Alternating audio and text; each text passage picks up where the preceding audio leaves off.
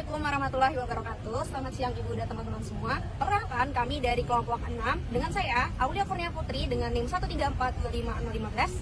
Saya Tiza Umayrazan dengan NIM 1342545. Saya Fatia Kamila dengan NIM 134251019. Saya Dewa Zona Aleka dengan NIM 134251104. Saya Beda Fitadiati dengan NIM 1342587. Saya Aurelia Putri Kamawan dengan NIM 134251004. Kami dari kelompok 6 ingin mempresentasikan laporan kami dengan judul Analisis Data Eksploratif dan Pemodelan Regresi Linear pada Konsumsi Energi Industri Baja. Pada penelitian ini, kami ingin mengetahui faktor yang paling mempengaruhi konsumsi listrik industri baja, hubungan emisi CO2 dengan penggunaan energi, perbedaan konsumsi listrik antara weekday dan weekend, serta membuat model regresi linear sederhana. Dataset kami berasal dari Kaggle dengan format CSV. Dataset asli memiliki lebih dari 35.000 baris data. Namun, pada penelitian ini, kami hanya menggunakan data bulan Januari dengan total 2.977 baris dan 7 atribut utama. Variabel dependen yang digunakan adalah konsumsi listrik, sedangkan variabel independennya meliputi lagging reactive power, leading reactive power, emisi CO2, power factor, dan week status. Slide ini menampilkan atribut-atribut yang digunakan dalam penelitian.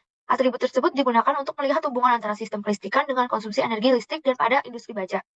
Selain atribut utama, terdapat atribut pendukung. Selanjutnya, dilakukan analisis statistik deskriptif untuk mengetahui karakteristik data.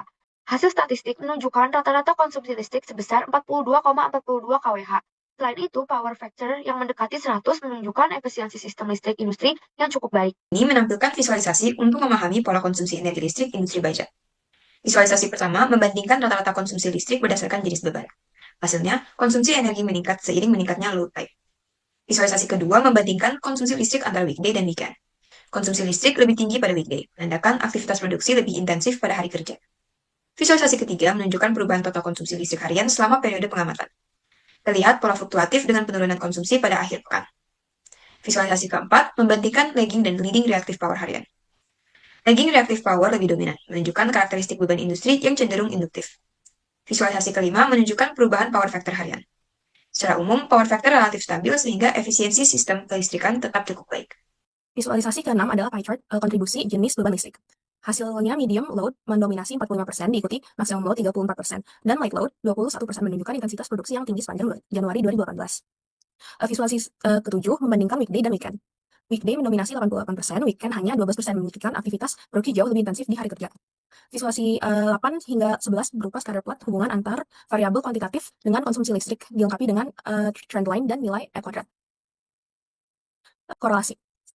Dari matriks korelasi, lagging reactive power memiliki hubungan paling kuat dengan konsumsi energi R sama dengan 0,896. CO2 juga sangat berkorelasi, sedangkan NSM dan leading reactive power pengaruhnya tidak signifikan. Selanjutnya, scatter power sama menunjukkan hubungan positif yang sangat kuat antara konsumsi energi dengan leading reactive power dengan R kecil sebesar 0,896 dan R kuadrat sebesar 0,806. Artinya sekitar 80% variasi konsumsi energi dapat dijelaskan oleh variabel ini. Jadi semakin tinggi konsumsi listrik, semakin besar leading reactive power-nya. Selanjutnya, leading reactive power memiliki hubungan negatif lemah dengan R sebesar minus 0,325 dan R kuadrat 0,140 sehingga pengaruhnya tidak signifikan. Untuk CO2 memiliki hubungan paling kuat dengan konsumsi energi. Di sini R-nya 0,98 dengan R kuadrat 0,93. Semakin tinggi penggunaan listrik, semakin besar emisi karbonnya. Selanjutnya, lagging power factor memiliki hubungan positif lemah dengan R sebesar 0,386 dan R kuadrat 0,149. Untuk leading power factor memiliki hubungan lemah dengan R sebesar 0,354 dan R kuadrat sebesar 0,147 sehingga pengaruhnya kecil. Untuk NSM memiliki hubungan sangat lemah dengan R sebesar 0,235 dan R kuadrat sebesar 0,063 karena di sini terlihat polanya datanya cenderung acak. Nah, jadi secara keseluruhan variabel yang paling berpengaruh terhadap konsumsi energi adalah lagging reactive power dan CO2.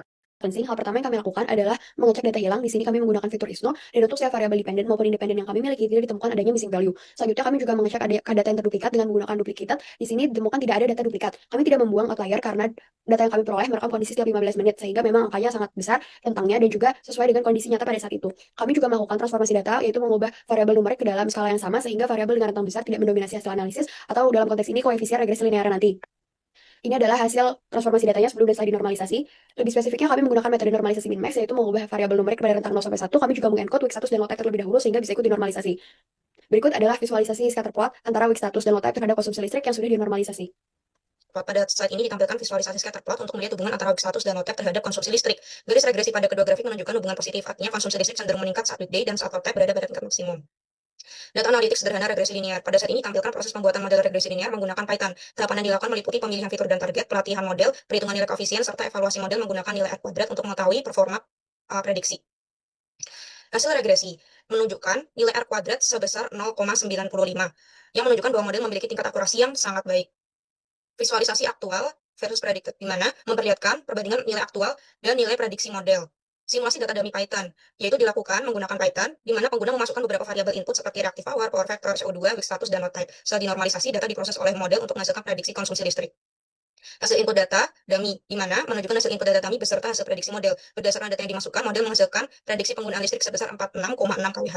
Hasil ini menunjukkan bahwa model dapat digunakan untuk memperkirakan konsumsi listrik berdasarkan data input. Simulasi data dummy, yaitu proses normalisasi data input secara manual menggunakan model min-max normalization. Semua variabel diubah ke skala 0 sampai 1 agar sesuai dengan data pelatihan sebelum dimasukkan ke dalam persamaan regresi linear. Substitusi persamaan regresi linear, yaitu dilakukan substitusi nilai normalisasi ke dalam persamaan regresi linear. Setelah dihitung, diperoleh nilai prediksi ke dalam bentuk normalisasi, lalu dikembalikan ke skala awal sehingga menghasilkan nilai usage 46,635. Hasil ini sama dengan prediksi dari program Python sehingga model berhasil tervalidasi. Baik, terima kasih atas perhatiannya. Sekian dari kelompok 6. Terima kasih. Wassalamualaikum warahmatullahi wabarakatuh.